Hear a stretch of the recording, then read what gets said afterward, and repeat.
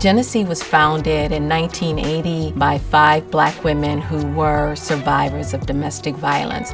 They really just wanted to be a community resource for others who were in the same situation. Jennesse's mission is to provide comprehensive trauma-informed services for women and children who are survivors of domestic violence. And that includes shelter, legal, prevention programs, very, very intentional and thought out to impact unserved and underserved communities. One of the things I really love about working at Jenesse is the opportunity just to see the direct impact that we have on people. When they came to us, they were broken, and so it's an opportunity for them to express who they are now as they came through the program.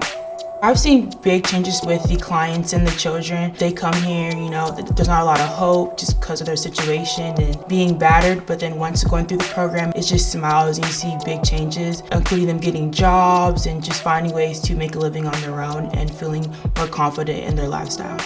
Jenesse is very delighted to receive the NFL Legacy Grant. It means everything. It inspires us to continue on our mission. We're very excited to have new partners. It means so much to be able to meet the needs of the community and see it. And we try to be intentional about that, to have spaces that are worthy of women who've made a decision to change their whole lives. And we feel we have a responsibility to ensure that our spaces are worthy of their sacrifice.